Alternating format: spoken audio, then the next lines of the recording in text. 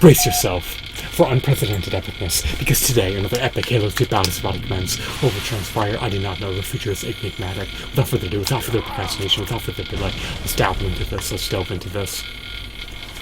So just in case you're unaware, I'm live streaming via Twitch, so I'm just addressing random comments in the chat, and I'm recording a video for YouTube. Getting back to what I was saying, other than the job market, I apologize about being so gloom and doom about pretty much everything, but I don't know, everything just looks bleak and grim as per the jobs. Because what it boils down to is there's 4 applicants for every job. There's relative to the number of applicants that there were per job in the 1950s. So within a time frame of about a century, within the time frame about half a century, sorry about the asinine blunder, sorry about the faux pas, the population has essentially quadrupled. And on top of that, there's less jobs than ever before because everyone's utilizing automated processes, and there's greater income disparities, so money's more concentrated. In the past, in the 1950s, you could, just giving you an example, you could have 6 children you could afford a 3 and 4 bedroom house, your wife would never have to work, you could have a dog and cat, and you could barely save any of your money, maybe 10%, you'd be paid fringe benefits, and what else? And then of course you could retire at an early age. Today, you may have 4 people or 2 people in the household generating revenue, and you can't even afford rent for a measly 2-bedroom shoebox apartment. I mean, it is what it is. But yeah, almost everything is outsourced, and there's no incentive for employers to hire you, and they could hire someone who's more competent, with more skills in their repertoire, who has decades of work experience, has all these publications, so you can't compete on par with people with decades of work experience and better credentials and more skills. What else did I want to touch on? Yeah, so that's why everything is grim and bleak. And then if you want to monetize your own content, you need to reach these lofty, exorbitant, unreasonable thresholds, and then it precludes you from making money for years. And then even if you do reach the thresholds, your content can get terminated for no reason, at the whim of a bureaucrat. Why? You have no recourse. For example, if you use tags in your YouTube videos, some bureaucrat will deem it to be misleading.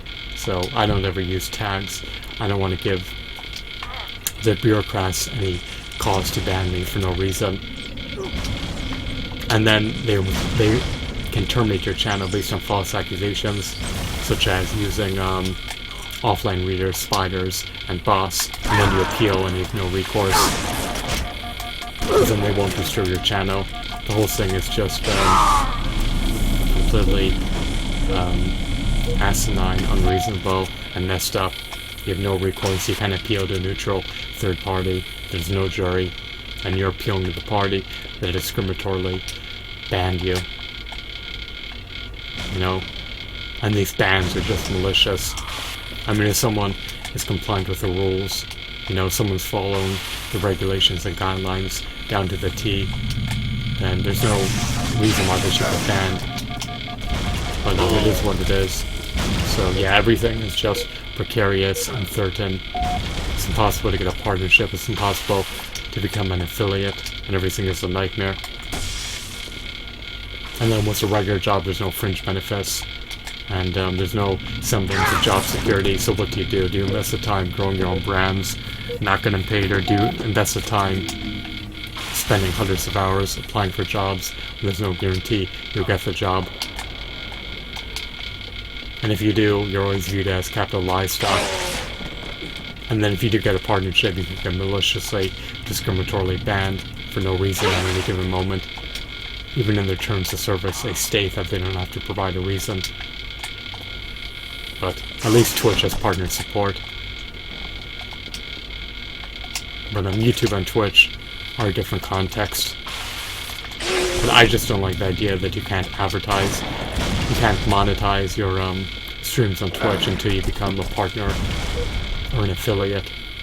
But Twitch, they monetize your live streams, but you don't get a penny from it. So, I mean, it is what it is. I mean, it's good that Twitch gets to cash in on their end. The whole goal of a business is to maximize their profits. From the end of a from the perspective of a content creator, even if you're making $20 per month from your live streams, that all adds up. If you times that by 12, you get 20 times 12 is 240. So that can make a huge difference in your life. I mean, that can help you pay a couple bills or shave off some debt. I mean, it just all depends.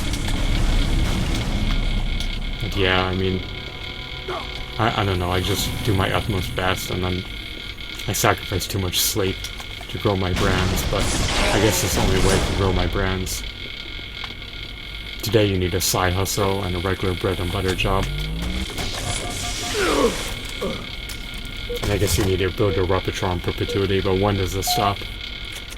You know, there needs to be a cutoff point with your education.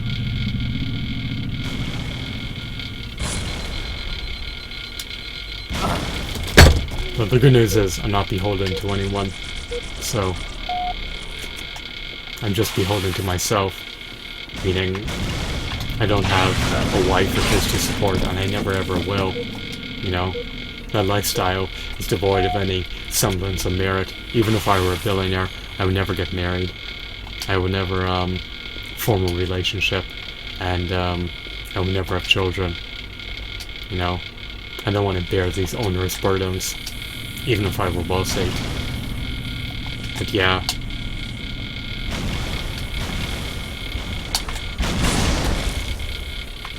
Life is arduous, it's cumbersome.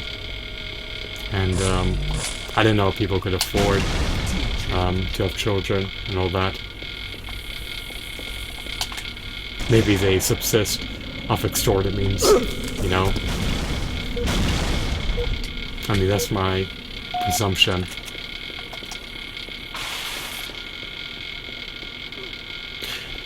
Like I stated earlier in a previous video, if you watch. Now, let's delve into this. Only, what were the statistics again? 10 to 20% of the population is employed, and then the rest of the people either generate revenue through coerced demand or through extorted means. Now, extorted means simply means that people earn money through involuntary transactions, and those involuntary transactions should never exist. So, in other words, there's over 29 different types of taxes, and I'm extorted out of my hard-earned income that I earn through voluntary transactions, and my hard-earned money is remitted to other people so they can live luxurious, posh lifestyles, while I become poor in perpetuity. And then you say, oh, what do you mean by generating money through coerced demand? Well, that means I'm forced to pay for a service under duress. For instance, I don't want health insurance, but if I don't have health insurance, then you have to pay a penalty. So, the penalty, I believe, is roughly $700 per adult. And there's no reason why regimes should decide how your money that you earn through voluntary transactions is allocated. You know, you should be able to preside over how you want to spend your money. Extortion is immoral, and what else? But I guess it is what it is. I mean, that causes people to be impoverished, and the people generating money through voluntary transactions, such as myself, are becoming poor in perpetuity. All those who extort me become wealthy in perpetuity, but it is what it is. All transactions should be voluntary. Voluntary transactions are peaceful. Nothing should be involuntary. Slayer. Everything should be privatized, and everyone should be adherent to the non-aggression principle. In other words, everyone should be able to do what they want as long as they don't aggress against others. and extortion, coercion. That's a form of aggression. Everything should be based off morality.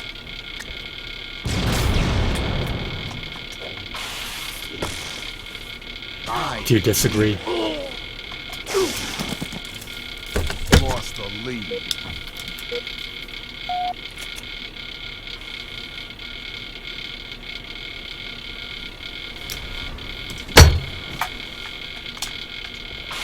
I don't know if I can maintain my vessel. My earnings have plunged to an all-time low.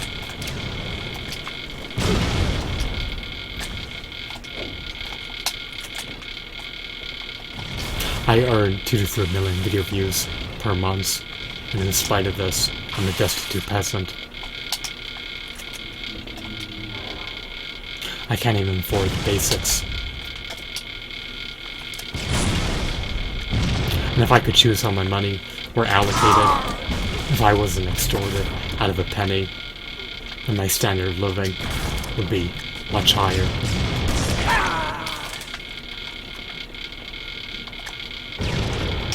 There's over 7 forms of income tax. What are they, you may ask? Well, you have federal income tax, state income tax, local income tax. Lost the lead. What are the other 4? Medicare tax, Social Security tax, Obamacare, individual health care mandate, and then of course you have inflation, in which the fiat currency is being devalued in perpetuity, and that's the tax against your wealth. And as I stated earlier, there's over 29 different types of taxes, and 80 to 90% of all your money will go towards paying taxes. Now, what do I mean by this? Let me just explain real briefly. Companies have to pay tariffs, they have to pay duties, they have to pay corporate taxes, and a bunch of other taxes, regulatory costs, compliance costs. Corporate taxes, they're all passed on to the consumer, and this marks up products. This ramps up the prices of products. So if everything were privatized, I believe that prices for products would be 80 to 90% cheaper. Because there'd be no regulatory costs that companies would have to pass on to their consumers, and consumers would vote with their dollar. There'd be no compliance costs for companies. There'd be no taxes, there'd be no tariffs, there'd be no duties, and overhead costs would plunge to an all-time low. There'd be no payroll taxes, or anything of that nature. There'd be no property taxes, there'd be no income tax, there'd be no estate tax.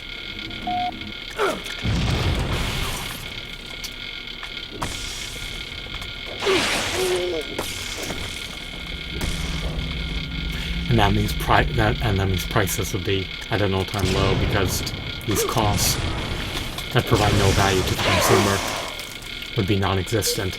And that means companies could afford to charge extremely low prices for products. What else? Whatever, I just accept the world for what it is. I do believe, and in the upcoming centuries, everything will most likely be run by AI or automated processes. Don't you concur? And eventually I believe people won't have to work.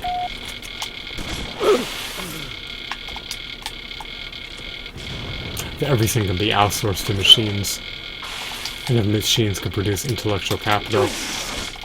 And the machines could churn out condos, housing, and help cultivate food and produce an abundance of products. There'd be no need for an economy per se.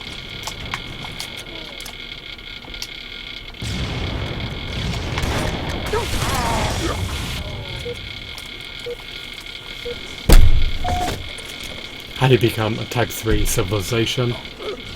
Well, you build robots that know to build factories that can create other robots, and you send them out to different planets to extract the resources and create factories on those planets in which the robots being churned out by the robots, and now they build factories, know to create their own factory, and then you become a Type 3 civilization, or a Type 0 civilization. A Type 1 civilization can control the weather. I'm trying to recollect what a Type 2 civilization is. I believe a Type 2 civilization can harness the power of stars and utilizes artificial intelligence. And a Type 3 civilization can harness the power of the universe. In other words, it's all about the technology. And our technology is primitive, antiquated, and abysmal, and shoddy, and chintzy, and complete and utter crap.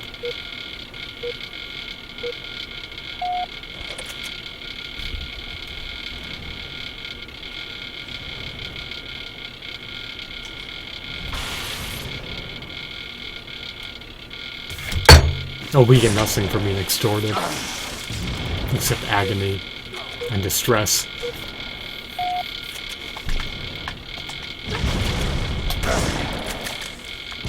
Most people do not work a real private sector job. As I stated, only 10 to 20% of the population work a real private sector job, which is financed by voluntary demand. Now, if you're making a living via Twitch or YouTube, you earn money through voluntary transactions. That's a real private sector job, because advertisers are voluntarily going to pay you to advertise on your content. You know, you sell advertisements to them, you procure sponsorships. Game over. But yeah, these boondoggle jobs wouldn't exist without regimes.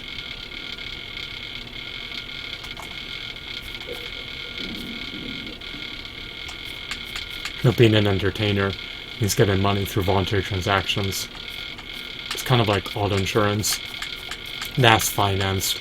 They're funded by coerced demand. I mean, I don't like the idea of insuring a shoddy, worn out, tattered car that's preordained to break. But like I stated, if you want to operate your private conveyance to get your car from point A to point B under duress, you need driver's insurance, you need automotive insurance. But you should be able to choose how you allocate your money. And I think health insurance is a sheer another ripoff.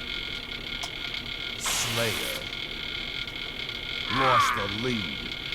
The deductibles are higher than the expense of healthcare.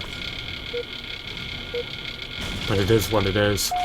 If you don't have health insurance, you have to pay a massive penalty, so you're not in control of how your money's spent.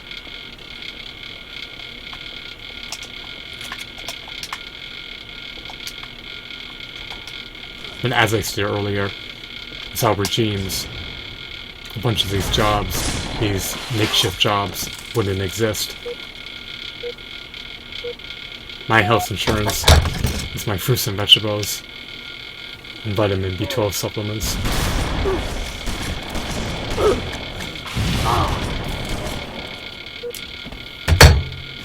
You think there's one standard deviation above yours?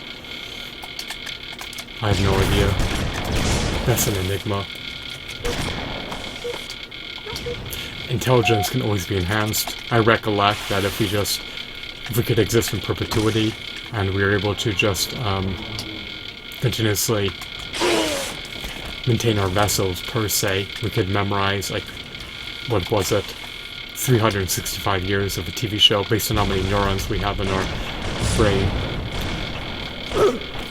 We can memorize 365 years of a TV show verbatim, non-stop, without any commercial breaks.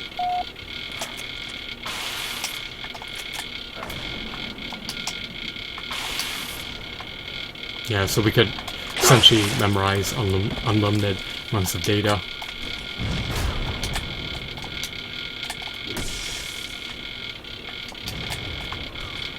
I love meticulously analyzing everything, dissecting everything. I'm a researcher at heart. I just think that everything should be privatized. If everything were privatized, I think we'd be, at this point, probably thousands of years ahead. In terms of the standard of living and technology. Because money would be allocated to the utmost productive people, rather than the money being re-emitted to the utmost unproductive people. And like I stated earlier in a past video, if you give your money to parasites, to people who don't produce anything, to people who are unproductive, it doesn't accomplish anything in the long haul.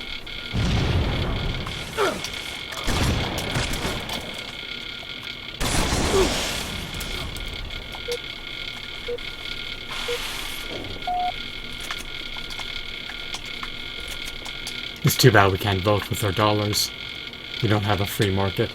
We have a controlled market. You can't control how your money's earmarked.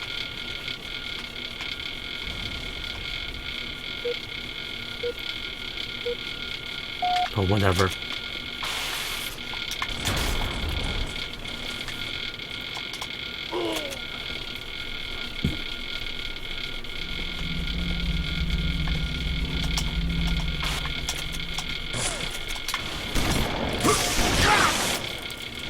I'm about to rage quit.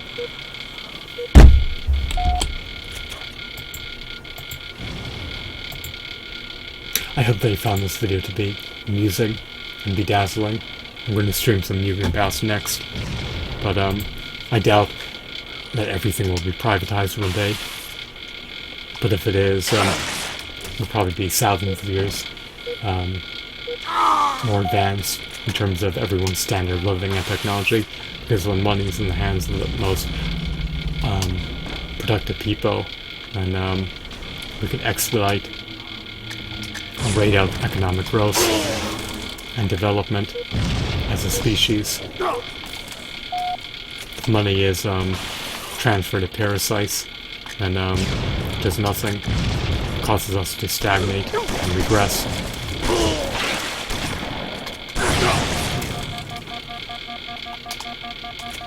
And the people are parasitical, I mean, they can subsist off donations. There's enough generosity to go around. People love being philanthropic and altruistic when they can be. When I'm destitute, I'll earnestly work hard to get myself out of poverty, but that may never happen. Perhaps I'm preordained to be extorted in perpetuity. It is what it is, and I just accept it for what it is and make the best of this situation. So I'm done honing in on negative. I'm going to focus on the positive, and hopefully provide you guys with more entertaining content in the pending future. Thanks for watching.